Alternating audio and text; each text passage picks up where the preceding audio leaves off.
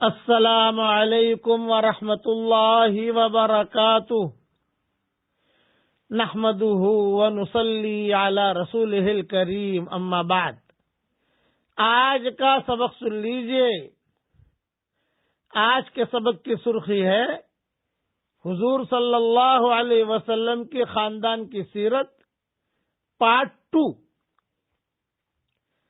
اب یہ مطلب جو تھے مدینہ منورہ آئے، لوگوں سے پوچھا کہ ابھی سلمہ کا مکان کہاں ہے،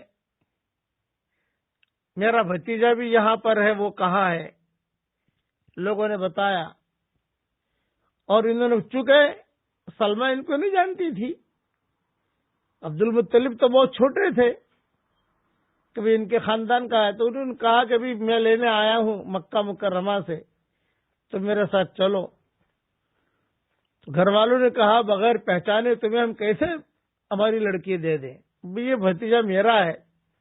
خیر، سمجھا بجھا کر یہ سلمہ اور عبد المطلب چھوٹے تھے، یتیم تھے، مکہ مکرمہ کے لیے مطلب کے ساتھ روانہ ہو گئے اپنے چچا کے ساتھ۔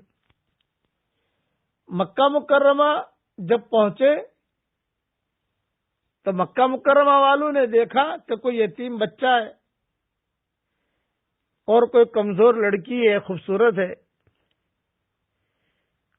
تو عبد المطلب کے چہرے سے یتیمی ٹپک رہی تھی۔ کتابوں میں لکھا ہے کپڑے بھی پھٹے پرانے تھے، اور جو لڑکی تھی سلمہ یعنی عبد المطلب کی والدہ، ان کے کپڑے بھی پھٹے پرانے۔ اور مطلب جو چچا تھے عبد المطلب کے، یہ خاندانی رئیس یعنی خاندانی لوگ تھے، قریش کے بڑے لوگوں میں تھے۔ تو لوگوں نے پوچھا کون ہے یہ لڑکی، کون ہے؟ تو انہیں شرم آئی کہ بھتیجا کہوں۔ ایک بھی یہ میری باندی ہے، یہ میرا غلام ہے، بڑا ہو کر غلام بنے گا، یہ اعلان کیا مکہ میں۔ اور عبد المطلب کو جو ہے اچھے کپڑے پہنائے، سلمہ کے لیے اچھے کپڑے تیار کیے، اور یعنی حضور صلی اللہ علیہ وسلم کی پردازی کے لیے، اور سب کچھ ٹھیک ٹھاک کر کے پھر اعلان کیا کہ بھی یہ میرا بھتیجا ہے، اور یہ اس کی ماں ہے، اور یہ ہاشم کی بیوی ہے۔ تو ہاشم معروف آدمی تھے، بہت سخی آدمی تھے۔ عبد المطلب کی پرورش ہوتی رہی۔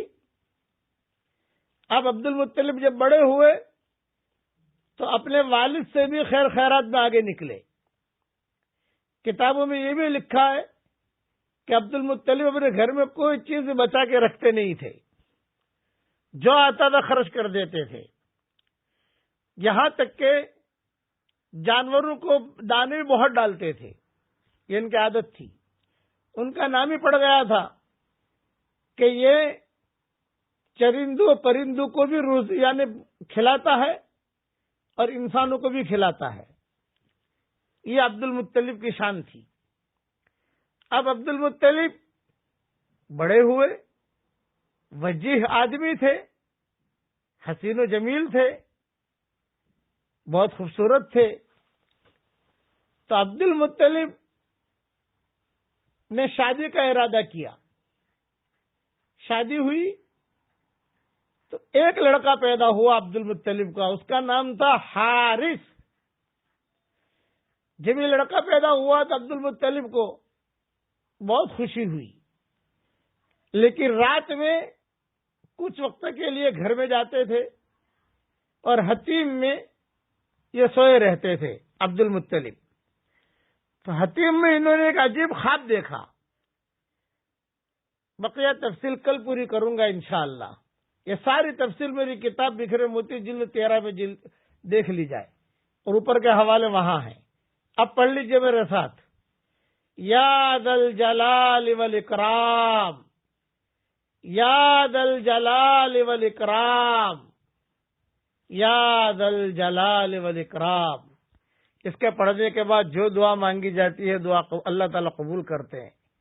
اے اللہ، پڑھیے میرے ساتھ، اے اللہ، امت کی اجتماعی اور انفرادی پریشانیوں کو دور فرما۔